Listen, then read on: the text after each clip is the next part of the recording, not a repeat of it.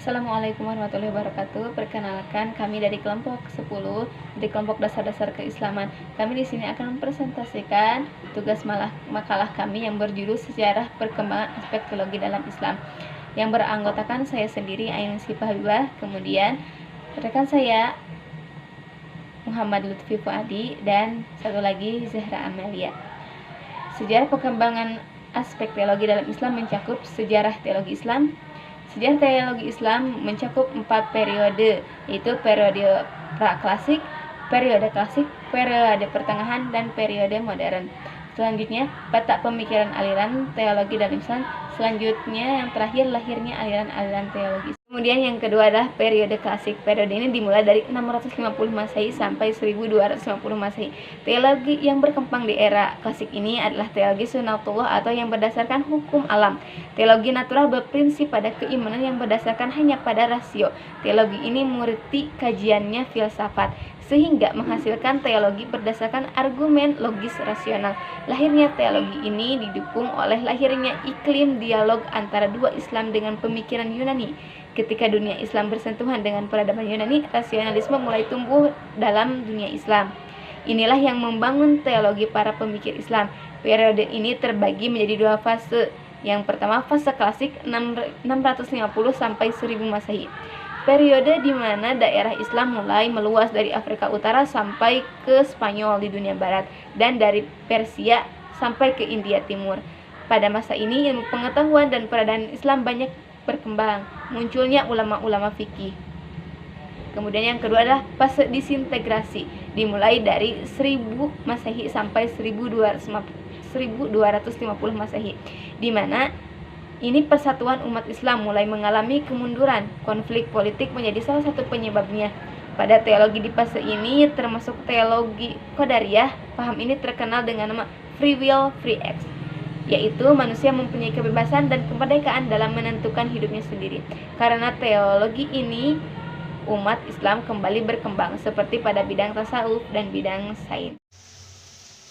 Selanjutnya periode pertengahan pada tahun 1500 sampai 1800 Masehi.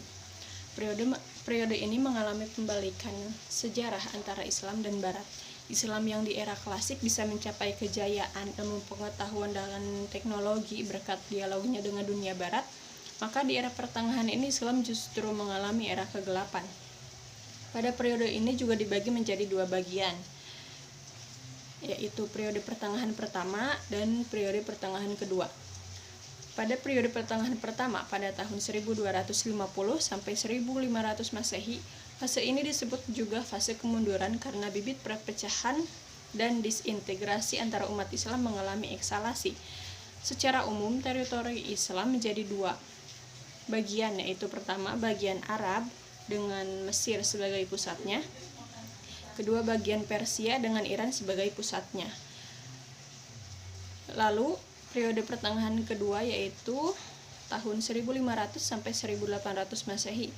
Fase ini adalah fase kerajaan besar yang dimulai dengan zaman kemajuan tahun 1500 sampai 1700 Masehi dan zaman kemunduran dari tahun 1700 sampai 1800 Masehi. Di masa ini kemajuan masing-masing kerajaan mempunyai keunggulan tersendiri di bidang literatur dan seni arsitek. Teologi yang berkembang pada periode ini adalah teologi Jabariyah. Dalam teologi Jabariyah ini berlaku sebuah keyakinan bahwa setiap perbuatan manusia semua adalah paksaan, dengan tidak mempunyai kehendak, kekuasaan, dan pilihan baginya. Dengan teologi itu, produktivitas para ulama di masa ini menurun. Dan selanjutnya yang keempat, abad modern pada tahun 1800 dan seterusnya. Ketika memasuki abad ke-19, umat Islam mengalami keterkejutan yang luar biasa. Abad ke-19 merupakan pusat peradaban dunia. Abad modern adalah masa peralihan dari kebudayaan teosentris ke antroposentris, peralihan dari peradaban langit ke peradaban bumi, dan metafisika ke fisika. Peradaban ini pada hakikatnya adalah hasil dari Renaissance dan pencerahan yang terjadi di Eropa. Modernisasi ini ditandai juga oleh penelitian dan pengkajian terhadap teks-teks yang berasal dari Yunani kuno, Islam, dan Cina. Sebelum modernitas benar-benar berkembang, di Barat telah muncul beberapa filsuf yang mulai melancarkan serangan terhadap peradaban abad pertengahan.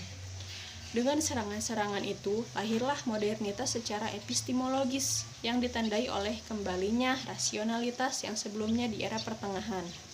Maka modernitas ini secara eksplisit merupakan era kemerdekaan bagi rasio. Kemerdekaan ini dideklarasikan oleh Descartes dengan statementnya yang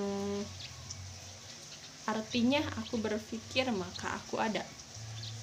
Ketika modernitas muncul, umat Islam mengalami dekadensi dan kemunduran yang luar biasa dan akhirnya menjadi objek penjajahan Barat. Salah satu bukti penjajahan bangsa Barat kepada umat Islam yaitu hancurnya tiga kerajaan besar, yaitu Turki Utsmani yang berpusat di Turki, kerajaan Sapawi di Persia, dan kerajaan Mughal di India. Peta pemikiran aliran-aliran teologi Islam. Menurut Harun Nasution, permasalahan yang pertama muncul dalam Islam bukanlah permasalahan yang berbasis pada persoalan teologi, namun permasalahan politik. Permasalahan politik tersebut dalam perjalanan beranjak menjadi teologi.